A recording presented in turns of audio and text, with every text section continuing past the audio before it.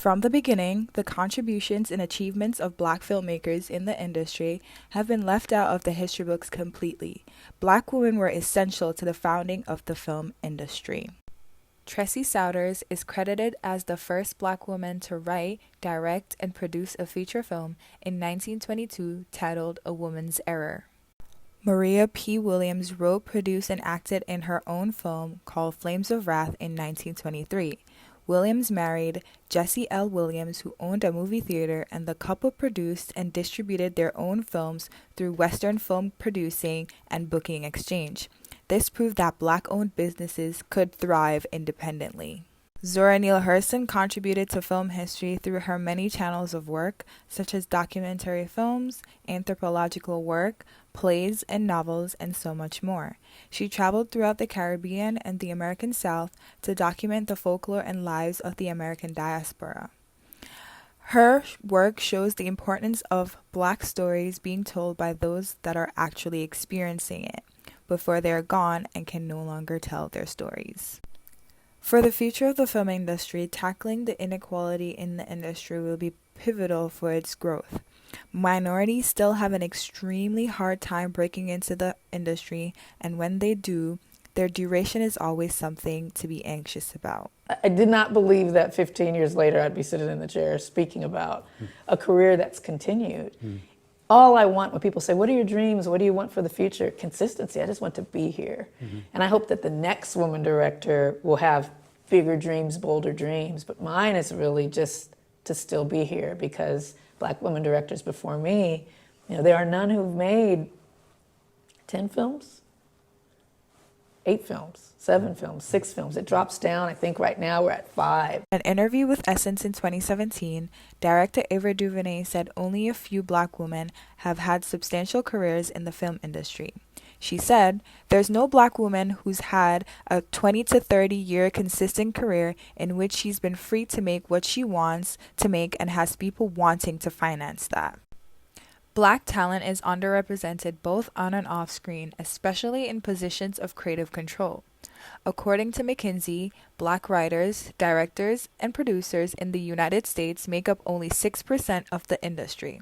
In films released from 2015 to 2019, Black people represented 11% of leads or co-leads, 14% represented supporting cast, 6% represented directors, 6% represented producers, and 4% represented writers. The 2010s was a turning point for Black actors and filmmakers because the decade brought in new storylines with Black protagonists and first-time Oscar wins for Black filmmakers. It was the first time #OscarsSoWhite exposed the long-standing racism with the award show and advocating for representation for marginalized minorities. This era birthed films like Barry Jenkins' Moonlight that highlighted Black queerness, that won 8 Oscars including Best Picture, Best Supporting Actor, Best Supporting Actress, and Best Director. There's a mistake. Moonlight, you guys won Best Picture. Jordan Peele's horror films Get Out and Us broke box office records, with Get Out winning an Oscar in 2018, making him the first Black screenwriter to win.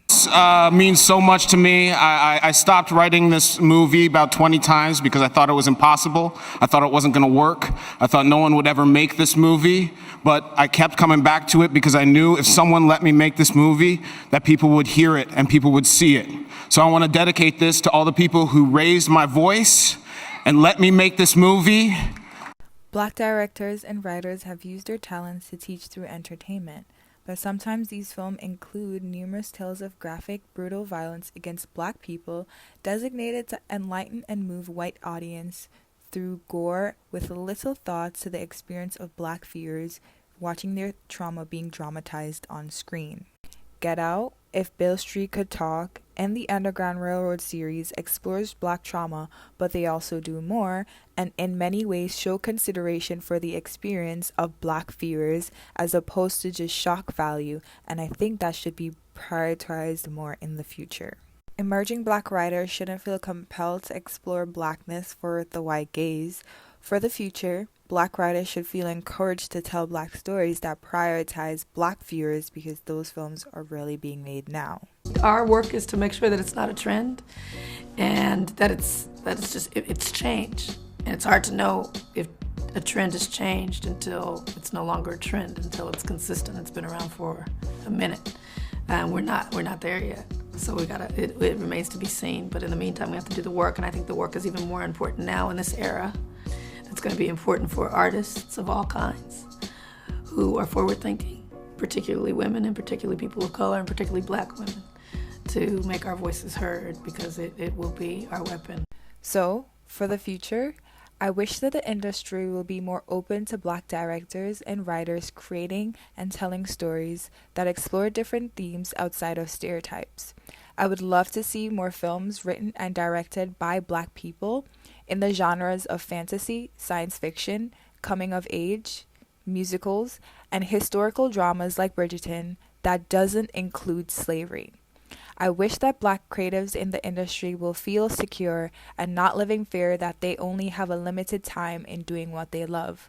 And if we are still having issues, I think we should take a page out of Maria P. Williams' book and create our own space to have the creative freedom to tell stories that prioritize Black viewers. I'm rooting for everybody Black.